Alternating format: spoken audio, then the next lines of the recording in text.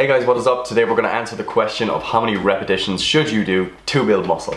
And I'm going to keep this video short and sweet just because the article is quite detailed. So if you're unaware, there's an article to accompany this video / podcast, and you can access that in the link in the bio. So if you're more interested in the details, I recommend that you go there, okay? So we give you a little bit of a history of where the repetition range came from, why people believe it to be the hypertrophy range, and then the actual deeper science, about repetition ranges and kind of training in general. If you're interested in training, you're interested in hypertrophy training, I highly recommend that you read that article. Okay, so to start off, that's the question we're answering. How many repetitions should you do to build muscle? And classically, you've probably heard 8 to 12, or maybe broader, 6 to 15 is what you should be doing. And it's true, but it's not true. Okay, so that's always the kind of the thing that we say here at Triage. Something can be right, but it's not necessarily true. Okay, so it is correct in telling someone an application, but the actual why is somewhat misled. Okay, so in theory, there is no hypertrophy rep range. Okay, so it just doesn't exist. There's no hypertrophy rep range, because hypertrophy is essentially a side effect of training as opposed to a very specific fitness quality. Okay, so it's occurring as a result of muscular overload, essentially, that leads to signaling that causes your muscle to grow. So it's not a specific fitness quality. It's not something that you exactly train very specifically, like something for a sport. For example, if you're doing a squat for powerlifting, you need to get stronger on the squat. So there's that maximal strength area of it, and then there's the exercise specific area of it, along with very specific guidelines as to how you need to perform that exercise. Whereas when it comes to hypertrophy, it's more like you kind of just need to do enough of this stimulus to get the side effect of growth. It's like, we don't really care how you do it, you just need to make it happen. Okay, that's kind of the way hypertrophy is, and that is somewhat liberating, which is what you'll learn. Okay, so 8 to 12 repetition range, not a bad recommendation, but not necessarily true if you were to say that it is a range that leads to hypertrophy and others don't. Okay, so that's kind of where we want to start. So you can absolutely build muscle in the 1 to 5 repetition range. So doing more strength specific / powerlifting specific training, you can build muscle. Okay, so in order to kind of get the muscle building process going, what we want is sufficient motor unit recruitment and sufficient actin myosin cross bridging, i.e. tension between the muscle proteins within that fiber. We need that. Okay, so the motor unit recruitment aspect is interesting, because if you lift very heavy weights, for example in the 1 to 5 repetition range, you're going to get a full spectrum of motor unit recruitment. And a motor unit is essentially a motor nerve that innervates a group of muscle fibers. Okay, so it has its little branches out to different muscle fibers, and then when that motor unit innervates the muscle, it'll innervate all of those fibers at the same time. Okay, so they're in little bundles. And when you get a full spectrum of motor unit recruitment, i.e. all of the motor units in the muscle are being recruited, essentially what that means is that all of the fibers are now active, and all of the fibers are contributing to the production of the force to oppose the weight. Or more interesting to us, they're all getting tension on them. Okay, so when you lift a very heavy load, that happens. Okay, but it also happens if you lift a very light load very quickly. Okay, so if you lift a light load very quickly, you get that full spectrum motor unit recruitment, and that's what brings us on to point 2, why that is an effective hypertrophy, is because you need sufficient actin myosin cross bridging. Okay, and if you are lifting a light load very, very quickly, you don't get that same degree of actin myosin cross bridging, because there has to be a slow bar velocity or slow concentric velocity for that to take place. So you need to be at the point where the load is either heavy enough from the start to cause you to really kind of struggle against it, or you need to be at the end of a set to the point where fatigue is accumulated to reduce the velocity at which you can move the bar, the machine, the resistance band, whatever it is, so that you can get more actin myosin cross bridging. Okay, because that's essentially required for you to produce the maximum amount of tension from the individual fibers. Okay, and again, there's more details on that in the article, and there's actually quite a nice infographic from Chris Beardsley of the Journal on Strength and Conditioning Research, and that's actually really helpful to take a look at. So yeah, when we lift heavy loads, we essentially get both of those things, because the weight is challenging enough to give us both of those things that we want. And then, so we know, right, heavy loads, they're good, they're kind of serving us well. And on the other side of things, and with the very light weights, you might be thinking, how does that work? You know, because we have good evidence to suggest that you can lift 30% of your 1 rep max and essentially equate hypertrophy with 80% of your 1 rep max. And again, there's studies cited in the article if you want to check those out. But how is that the case? And the reason it's important is because if we come back to our mechanisms of hypertrophy, okay, so we've got the two mechanisms that we're kind of interested, at least for the purpose of this discussion, are mechanical tension, and we kind of discussed that. So mechanical tension is essentially the tension that is on the individual fibers within the muscle. So if you lift a weight, the fibers within your muscle have to produce a certain amount of tension to oppose that weight, and that mechanical loading leads to a chemical signal that leads to muscle building. Okay, very simply put, that's it. That's how it is. And as we just discussed in relation to heavy weights, we get all the fibers activated, so they're now all active, and we've got that kind of slightly slowing of the velocity, so that we're really fighting, we're really challenged, and as a result we get all those fibers kind of cross bridging, producing tension all together, and as a result we get lots of mechanical tension there.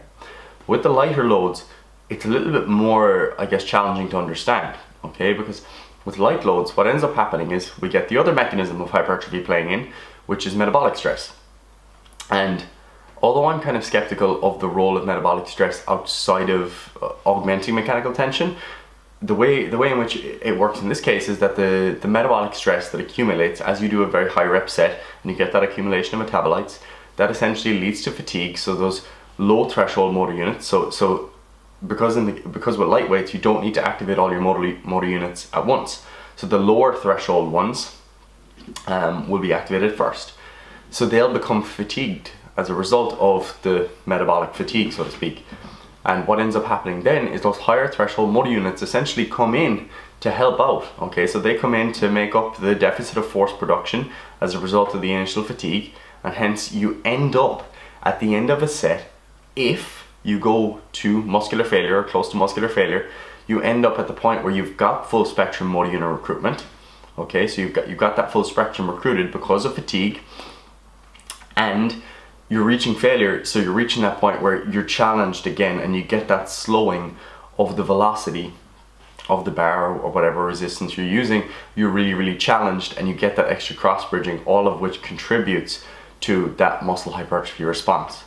So although they're different on either end of the spectrum, we can see that whether you're lifting light weights or whether you're lifting very heavy weights, you can actually still build muscle.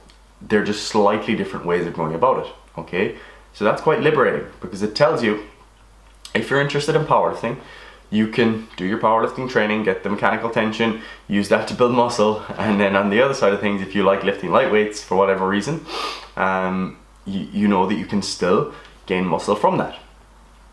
But this is where we have to discuss the practical application, okay, because it's not always as simple as it sounds, okay? So while we do have research comparing, you know, more powerlifting strength specific training with the moderate kind of resistance training that we would normally do for hypertrophy, when volume is equated, what you tend to see there is a higher dropout rate from injury. Okay, so in the paper that was conducted by Brad Schoenfeld, comparing that moderate versus high resistance or high intensity resistance training, what we saw was 2 dropouts out of a group of 10 in the strength training group, one due to a knee injury and one due to a shoulder injury. Okay, so that's a 20% dropout rate, and granted the sample size is small, but it's still 20%. Okay, so that kind of tells us that, alright, there's definitely some degree of extra injury risk when you try to do higher levels of volume with very heavy loads. And while I don't have a citation for this because I couldn't find it anywhere written, I did also hear Brad, the author of the study, discuss on a podcast about how those members of that group did show signs of overtraining, but again, I don't know exactly what that meant, or whether it was just referring to the injury. So we don't know.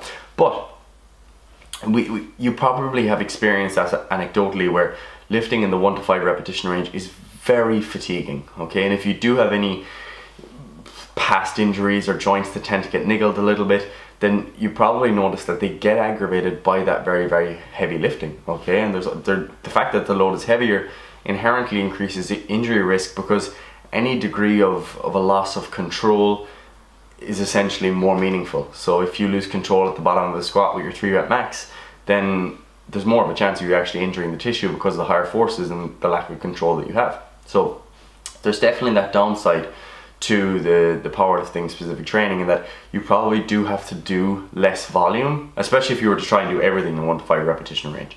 So you do have to do less volume, and it's probably not the best idea to try and get the same amount of volume from just powerlifting / strength specific training. You're probably better off to maybe include one exercise maybe that was in those heavier repetition ranges, and then do other exercises in the moderate to high repetition zones. That's probably better from a recovery standpoint and an injury risk standpoint. That's probably a better approach. Or alternatively, have separate phases where you focus on strength with lower levels of volume, and separate phases that are a little bit more hypertrophy specific. Okay, and on the other side, there's practical considerations as well. Okay, so if you think about how studies are carried out, if you come into a lab and you've got, let's say me and Paddy, right? Let's say we're the lead researchers, we're your exercise scientists for the day, and we're conducting a study, and we're roaring at you to do 30 reps on a leg extension all the way to failure, and you're thinking about stopping at 20, but we're pushing you, we're screaming at you, we're getting you to do more. We may very well see that you go absolutely to failure to the point where you're getting those hypertrophy benefits, but does that carry over to the real world? Okay, so does that actually carry over, in that if you are going to go to the gym, are you going to push yourself to the same degree of failure that you would have when you were in that actual lab setting? And I'm not sure that's always the case, because there is a higher degree of pain and discomfort when you do those higher repetition sets, because of the metabolic stress that is accumulating, the hypoxia. It's not a very comfortable thing to do. So I suppose that's a big practical consideration, and also we have evidence to show that the torque reduction, your ability to produce force, essentially your recovery time is longer after those very high repetition sets versus moderate loading for the same degree of actual hypertrophy. So it is important that we keep all those things in mind, because we know there are practical considerations with the heavy lifting, there's practical considerations with the light lifting, and that's kind of where this conversation comes back to. All right, I just spent 12 minutes telling you that you can kind of do any repetition range you want and still build muscle, but practically it's probably better to come back to that classic hypertrophy range for practical reasons, not necessarily mechanistic reasons, and do most of your work there. But what I want you to get out of this is that, for example, let's say you have a knee injury and it only flares up when you go above 70 to 80% of your 1 rep max. You can at least take away the lesson that you can do sets of 20 to 30 or more and still build muscle if it doesn't aggravate your knee. So that's kind of the empowering side of all of this. And if you look into occlusion training and blood flow restriction training, you'll find even more interesting stuff related to that lighter load training. But that's for another video. And the other side of the coin is that if you are really into powerlifting and you want to build muscle, you can at least say that, oh, you know what, by doing heavy lifting I'm not going to lose my gains. All right, I can still continue to gain muscle, and that's probably obvious given the size of powerlifters. So there's wins to be taken from either side, there's lessons to be learned, but it still comes back to, we should probably do most of our work in that 6 to 15 or 8 to 12 repetition range. Okay, but what you can do is at least change that a little bit over time, because we don't fully at the moment understand what fiber type specific hypertrophy responses there are. So we don't, although people have been talking about it probably for decades, we don't actually know totally whether does a very high repetition set lead to different fiber type specific responses to a very heavy set. Okay, so while there's reason to believe that you'd expect that you'd get more type 1 fiber hypertrophy with the higher repetition sets, and there's reason to believe that you get more type 2 fast twitch muscle fiber hypertrophy with heavier weights, it's still not something that we fully understand. So I think that's something that's always interesting if you're into muscle science, hypertrophy science, exercise science in general, is that we don't know everything, and there's a lot more to come. So I would probably hedge my bets on there being potentially some benefit to using a greater spectrum of repetition ranges as opposed to only doing the one, but to be honest, I don't think you're losing out on much by just doing 8 to 12 repetitions. And I think the periodization concepts are pretty extrapolated in the world of hypertrophy, in that, like, I don't think there's a massive benefit to going below 5 repetitions. I don't think it's something that's necessary. And I think if you were to just stay in the 8 to 12 repetition range, adopt the same kind of thought process of trying to get stronger there, continuing to get stronger there over time, I think you'd see very similar hypertrophy. I'm not sure you'd see any more by going into the powerlifting specific ranges, even though that is quite popular in the last decade. I think the reason it does lead to a lot of positive outcomes for people when they do very, very heavy lifting is because they become obsessed with technique and progress. Okay, so they become obsessed with refining their technique, doing everything really well, and also progressing. Okay, so they see that their 5 rep max is going up, and that motivates them. Whereas people, when they do the 8 to 12 repetition range, they sometimes get caught up with the pump, and they kind of forget that you need to actually still try and progress, and you need to be kind of going close to failure every now and then, not necessarily all the time. But yeah, that's that. So how many reps should you do to build muscle? You can do however many repetitions you want. The important things are that you are approaching failure at least. In the higher repetition ranges, I would be saying you probably want to hit failure, just because your perception of failure may not be true failure, and the evidence that we have comes from exercise science labs where people are being pushed to true failure. So I'd be trying to hit failure on those higher rep sets. The closer you go to the powerlifting specific ranges, I'd be trying to leave a couple of repetitions in the tank, for the reason that, you know, we know that there's a higher injury risk, and we know that if you do a 3 rep max, you are going to be pretty screwed, and accumulating sufficient volume in the rest of the session to elicit hypertrophy and build muscle is probably going to be difficult. Okay, so that's it for now. If you want more of the details, check out the article that we wrote, and if you have any questions, of course, feel free to ask us. We do also have coaching spaces available at the moment, so if you're interested in coaching and you'd like us to guide you along the way, whether your goal is muscle building, fat loss, general health, whatever it is, or we do also have the Triage Militia. So if you're interested in the education side of things and you'd like to follow on with a free program in that and just ask us questions and get loose guidance that way, feel free to do that as well, because there are people I know in the militia that are following our program and essentially using the militia as some sort of kind of group coaching service, and you're more than welcome to do that if you wish. But yeah, all the links to that will be in the bio below, and as I said, if you have any further questions, feel free to ask.